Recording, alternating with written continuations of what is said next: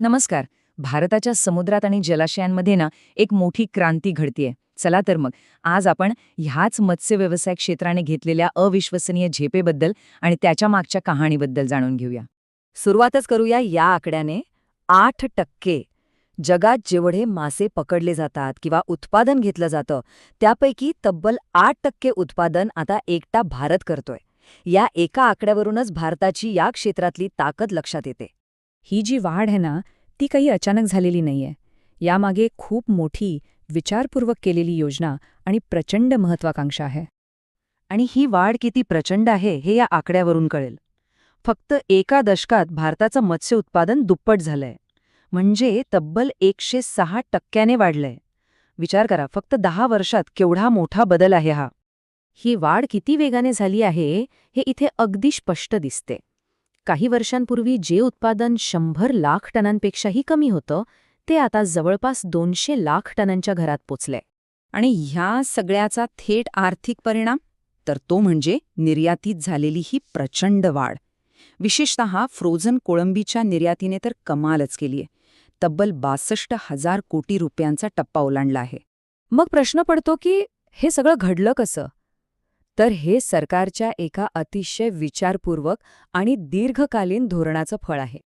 ह्या सगळ्याच्या केंद्रस्थानी आहे प्रधानमंत्री मत्स्य संपदा योजना, म्हणजेच PMMSY. ही एक अशी जबरदस्त योजना आहे जी मासेमारीपासून ते अगदी विक्रीपर्यंत या संपूर्ण प्रक्रियेला वेगवान आणि आधुनिक बनवण्यासाठीच तयार केली गेली आहे. पण PMSY ही काही एकटी योजना नाहीये, ती एका मोठ्या दृष्टिकोनाचा भाग आहे. गेल्या 10 वर्षांत बघितलं तर या क्षेत्राला उभारी देण्यासाठी अनेक योजना टप्प्याटप्प्याने राबवण्यात आल्या आहेत. आता पुढे जाऊया आणि बघूया की ही वाढ फक्त जास्त मासे पकडल्यामुळे झालेली नाही. याच्या मागे आहे तंत्रज्ञानाचा अतिशय हुशारीने केलेला वापर, ज्यामुळे मत्स्यपालन खूपच कार्यक्षम झालंय. या 2 तंत्रज्ञान तर सध्या आघाडीवर आहेत. पहिलं म्हणजे RS, हे जणू काही माशांसाठी एक उंच अपॉर्टमेंटच आहे. आणि दुसरं म्हणजे बायोफ्लॉक, जे स्वतःची स्वच्छता करणारी एक परिसंस्थाच तयार करतं. आणि याचा वापर किती मोठ्या प्रमाणावर होतोय बघा. सरकारच्या योजनेअंतर्गत 12,000पेक्षा जास्त अशा हायटेक RS युनिट्सना मंजुरी दिली गेली आहे. आणि फक्त तेच नाही, तर 4,200पेक्षा जास्त बायोफ्लॉक युनिट्समुळे मत्स्यपालन हा आता खरंच एक आधुनिक आणि कार्यक्षम उद्योग बनत चालला आहे.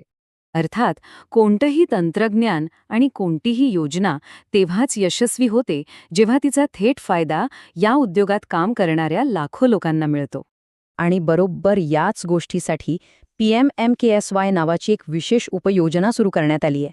यासाठी तब्बल 6,000 कोटी रुपयांची तरतूद आहे, खास करून या क्षेत्राला एक औपचारिक स्वरूप देण्यासाठी आणि मच्छीमारांना आधार देण्यासाठी.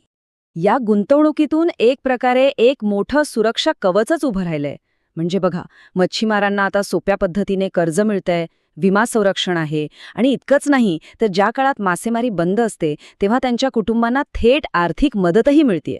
या आर्थिक मदतीसोबतच लोकांना एकमेकांशी जोडण्यासाठी एका शक्तिशाली डिजिटल साधनाचाही वापर केला जातोय.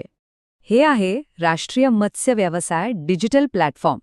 याच्यामुळे प्रत्येक मच्छीमाराला एक डिजिटल ओळख मिळते, ज्यामुळे कर्ज आणि विमा मिळवणं सोपं होतं. आणि सगळ्यात महत्त्वाचं म्हणजे त्यांचं उत्पादन समुद्रातून ग्राहकांपर्यंत कसं पोचतं याचा पूर्ण मागोवा घेता येतो. आणि हे आधीच एक खूप मोठं नेटवर्क बनलंय. आतापर्यंत 30 लाखांपेक्षा जास्त लोक या प्लॅटफॉर्मवर नोंदणीकृत झाले आहेत. या सगळ्या नेत्रदीपक वाढीनंतर एक महत्त्वाचा प्रश्न नक्कीच समोर येतो की याचं भविष्य काय आहे आणि ही वाढ शाश्वत कशी ठेवता येईल. ही वाढ टिकवून ठेवण्यासाठी आर्थिक प्रगती आणि पर्यावरणाचं संरक्षण यांच्यात संतुलन साधणं खूप गरजेचं आहे. सरकार आता त्याच दिशेने पावलं उचलतंय आणि सागरी परिसंस्थेच्या संरक्षणासाठी नवीन नियम आणत आहे. तर इथून पुढचा मार्ग एकदम स्पष्ट आहे. पायाभूत सुविधा मजबूत करायच्या, तंत्रज्ञानाला आणखी चालना द्यायची, डिजिटल साधनांचा विस्तार करायचा आणि हे क्षेत्र सर्वांसाठी, विशेषतः महिलांसाठी अधिक समावेशक बनवायचा. आणि या सगळ्या प्रवासानंतर एक महत्त्वाचा प्रश्न नक्कीच उभा राहतो की प्रचंड उत्पादन आणि पर्यावरणाचा समतोल या दोन्ही गोष्टी एकत्र साधून भारताचा हा मत्स्य उद्योग संपूर्ण जगासाठी एक आदर्श, एक मॉडेल बनू शकेल का?